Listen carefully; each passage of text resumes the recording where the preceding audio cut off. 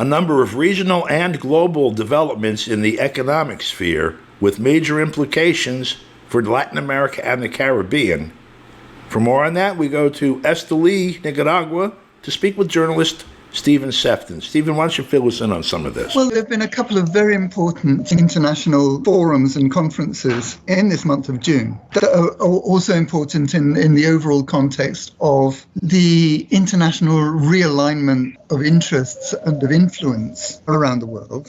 And Latin America is obviously a crucial part of that. One of the conferences that took place was the 9th China, Latin America and the Caribbean Conference on Infrastructure, which is part of the quite complex structure of relationships between China and CELAC. CELAC is the Community of Latin American and Caribbean Nations. And those were established many years ago, around 2013, 2014, I think, that structure has actually been working. It includes various components, so technology, infrastructure, education, medicine.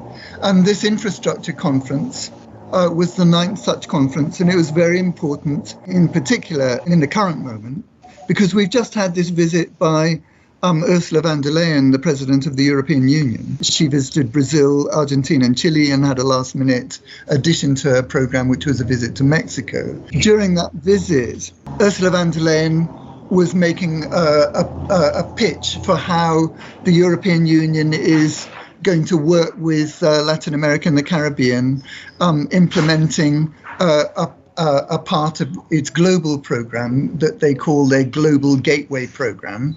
And as part of that Global Gateway program, they're proposing to invest $10 billion US dollars in Latin America in areas like of environmental concern and developing joint projects. For example, they talked about a joint hydrogen development project, projects to do with developing infrastructure for processing lithium, and this is all part of the European Union's program to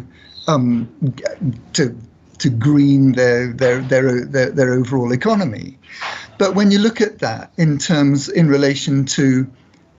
especially in relation to this most recent China Latin America infrastructure project, what you're looking at is that since 2012 up until 2021 is the latest figure that I have, China invested something like $160 billion in mainly in infrastructure, and that's in addition to its commercial relationship with Latin America and the Caribbean.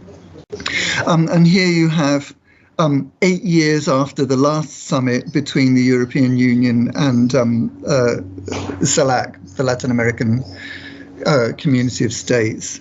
Eight years after that summit, you have Ursula von der Leyen turning up and offering Latin America $10 billion. And it would be almost comical if it weren't so pathetic.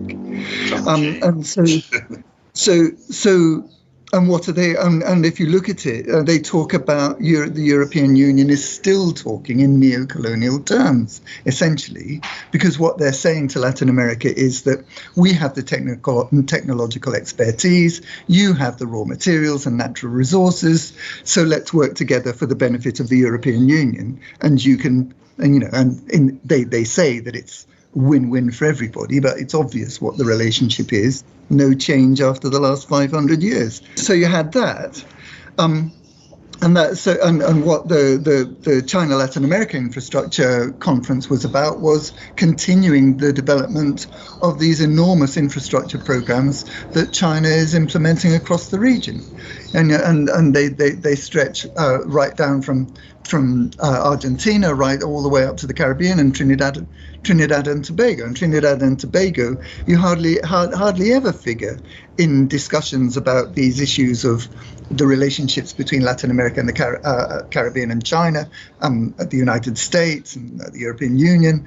Trinidad and Tobago is a small Caribbean island nation, but they are getting tremendous benefit from the relationship that the region has developed with China, especially in terms of infrastructure. So then so that's China and Latin America. in terms of that particular issue. But sticking with that issue, we've just had the St. Petersburg, the 26th St. Petersburg International Economic Forum, that started on June 17th and ran for 3 or 4 or 5 days, and a total of, this is isolated Russia. This is Russia that the United States and its European allies say is isolated from the world.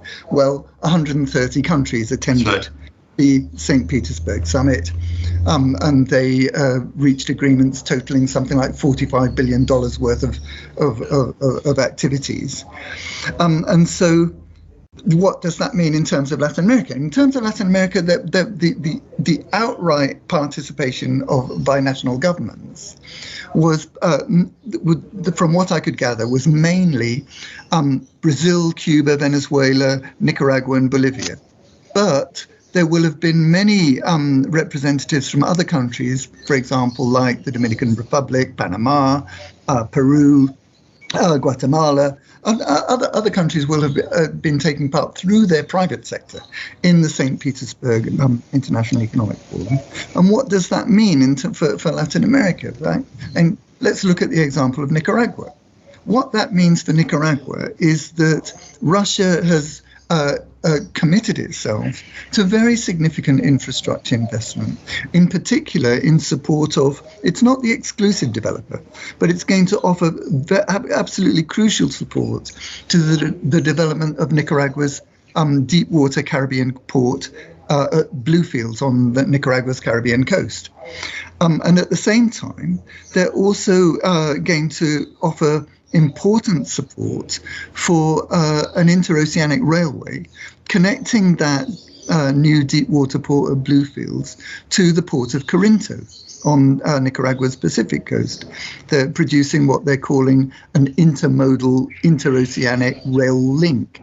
And so, that may be second best for the moment, because for whatever reasons, probably to do with the reaction of the United States, Nicaragua and China aren't going to go ahead immediately, but they will eventually, with the proposed interoceanic canal. So what happened at St. Petersburg is a kind of interim solution enabling intercontinental or interoceanic traffic, but using a rail link to important deep water ports. And that's going to be very, very important for the economies of other countries like Cuba, Venezuela, the Caribbean in general. And it's difficult to see,